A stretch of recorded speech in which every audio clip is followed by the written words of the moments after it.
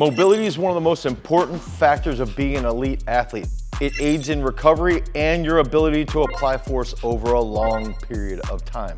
But what if I told you normal stretching isn't enough to get you as mobile as possible? You need to strength train, which is why I'm gonna give you 7 exercises that you can use to improve your strength and your mobility, and we're gonna start right now. So if you need to get blood flow to your knees, to your ankles, to your lower back, this exercise is always gonna be there to give you a hug. And that movement is going to be a pause back squat. I like to do pause back squats with my heels elevated here. And one thing that we can do is we can get nice and deep, go through that full range of motion. When we're doing a pause back squat, I think you should always do that through a full range of motion.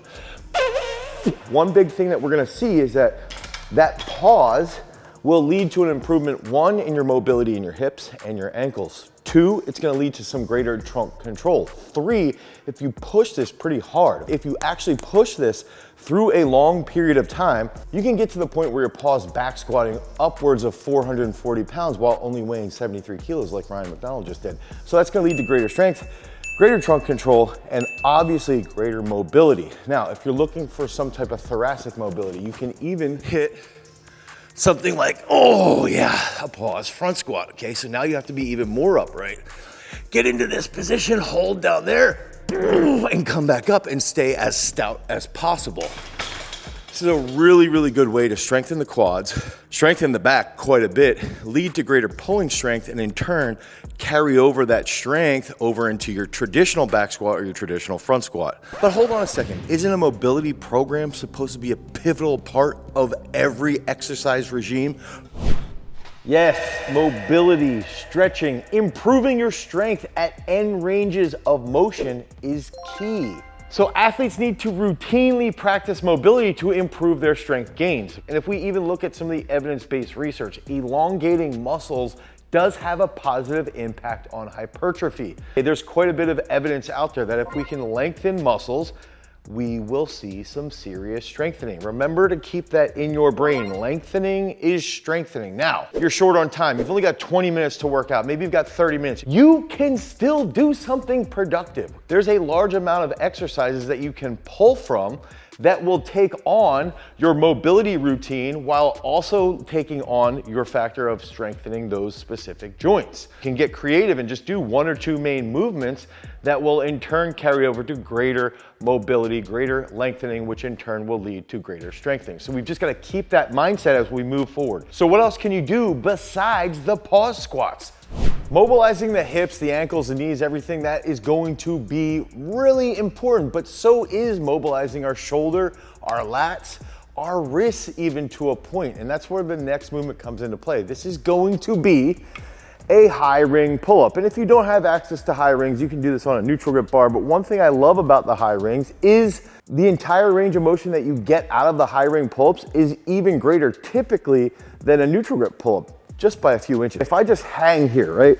And I'm just hanging off of this bar. Yes, you can see that my right elbow does not lock out even when I'm hanging there, but I can feel my lats being lengthened, okay? I can feel even my biceps being lengthened. I can even feel a little bit of a pull through my forearms. That can be really good, okay? That can just feel nice. Now, the next thing that I wanna do is I wanna put my feet behind me. So if I have my feet behind me here, right now, when I'm lengthened, I have a little bit of a leg curl or a leg position, so I'm active in my hamstrings, and that in turn leads to a little bit of hip extension, and now I have a slight contraction from my abs into my hips to stabilize that position to lead to some trunk control. So if I pause right here, and then I raise my knees, and then I pull, and I come back down and I want to keep my knees back there, I shouldn't be swinging all over the place. What ends up happening though, is if I bring these forward and I start swinging, that's where you're gonna start to lose a little bit of tension. You're gonna end up swaying all over the place and you're not gonna get as effective reps. You'll still get stronger because you're gonna have some mechanical tension, but it just won't be as effective. So focus on getting in this position. Our feet are behind our knees here. We hold this position, come up, back down, okay? You can do that for like 5 sets of 5 to really lead to a more mobile and longer lat position that is also stronger. that takes us into the next exercise that we can pair with this. So the next exercise is gonna give you that big stretch in the pecs on a very specific angle that's gonna help you recruit more from the pecs. And if we can think about lengthening is strengthening. Stop listening to the zealots that are the partial guys. Not that partial range of motion movements are bad, but lengthening is strengthening. So if we get this position here on the incline bench, I'm gonna hold a neutral grip position and I'm gonna pause, 1, 2, double bounce, up. Hold that neutral, okay? Down, 1, 2, double bounce, up. 1, 2, double bounce, up. 1, 2, double bounce, up. One more. 1, 2, double bounce, up. Now, what's freaking awesome that I hope you realize is that on that set while I was doing it, my head was coming forward a little early. As I started to go down, I literally felt my upper back just like cobwebs blasting out of my shoulders. And that could start to come back and be a little bit more relaxed with that head, which in turn, I think helps you prevent potential injuries when you're inclining. Some people, some kids, myself included, if they just turn their head slightly, typically their levator scapula will like flare up at times, maybe like once or twice a year, and you can't turn your head one way or the other. So that's where this movement is gonna do wonders for you. You get that big stretch, big stretch, big stretch. You start to learn how to pack those lats with dumbbells, okay? Then you get that double bounce, you come back up. So this is a really freaking awesome movement that you can use to not only strengthen your bench press and break plateaus, but also to immobilize that entire upper body. Okay, cool. So the hips are warmed up, the ankles are warmed up. You feel good tension in your trunk, upper body's warmed up. What about the lower back? For lower body strength movements and lower back strength movements, you can't go wrong with the reverse hyper. Now, the interesting part here is we can go really heavy with this. We can go really light with this. We can band it up. We can do a whole bunch of different variations. But the big factor here is if you look at mobility, this is going to be done typically with a dynamic aspect, okay? Meaning there's going to be a long stretch, which then leads to a rapid shortening, okay? So if we're gonna do the reverse hyper here, we can focus on really lengthening the lower back and then contracting and squeezing that hollow position as we bring those hips back up, as we start to extend those hips. So I like to do reverse hypers. 4 sets of 25 will do and just get a huge back pump, but it's going to drastically improve that mobility. Here, going nice and heavy. Like that, like that.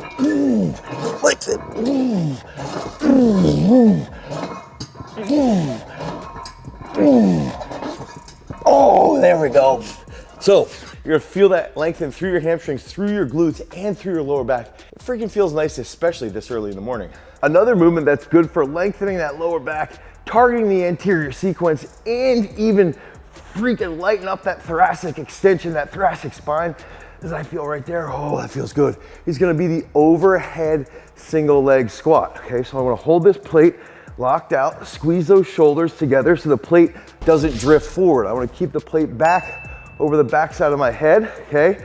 And you're gonna end up feeling that throughout your hip, throughout your shoulders, and in your lower back after you hit those reverse hypers. That's gonna help improve that mobility. It's gonna help improve that anterior sequence.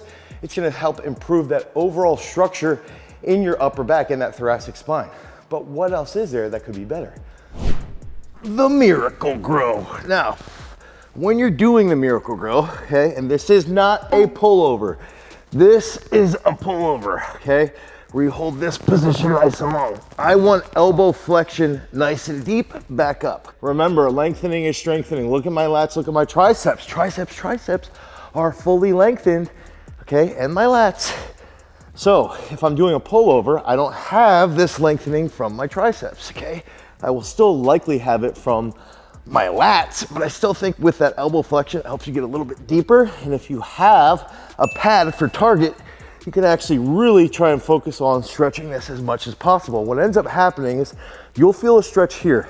Then you're gonna feel it in your triceps. Also, you're gonna feel it in that upper mid back portion. So really in that upper mid back, feel this in your triceps. Please bombard the comment section and say it's a pullover, but then make sure you have to go do this tonight, okay? You have to go to the gym, you have to do a Miracle Grow, you have to flex your elbows, and you have to get that major stretch in your triceps, and you will be ungodly sore in your triceps, and you're even gonna feel that a little bit in your abs because of how much lengthening goes through the abs and the lats when you're stretching the triceps. So what is that top dog exercise that you can use to enhance your mobility? Oh, the close grip snatch. The close grip snatch is the best strength exercise that you can use to improve your overall mobility. Now, you need to be warmed up and hitting positions that will target your thoracic spine, your ankles, your hips. So a little progression that we can use to go through that would be, I can get set here, okay? One thing I like to do is use and cheat with these plates underneath my heels. Now, something simple I can do if I struggle with this movement because I'm super tight, you'll probably see that very shortly, is that I can just go through this with just the bar, okay? And when I catch that bar here, okay, so I'm gonna make contact, I wanna squeeze my shoulder blades and hug my spine. Boom, okay, now I can go from here down into that full position. And this is a technical progression that you'll see oftentimes inside of our premier strength training app, Peak Strength. We've got technical progressions for lifts like the close grip snatch, the power snatch, the full snatch, the clean, the hang clean. All of those technical progressions will lead you to be more mobile while improving your sports performance. Head over to peakstrength.app, the Google Play Store, and the Apple iOS Store and pick that up today. You're gonna get 5 free workouts. Now, if you notice right there, I was able to pause now in this position. Now, one thing that I can do is I can remove these plates. Now, I'm gonna do this with no feet. I'm gonna go below my knee, okay, here, boom. Oh, that was tight, my ankles. Again, try and just work through that. And that leads to me having to be a little bit more mobile in my shoulders. That's how everything is connected here. Still a little tight. So, you can use the close grip snatch to improve that overall performance. You can use that to improve your overall mobility. Because remember, freaks, if you want to be mobile champions, you've always got to cultivate your power. Peace.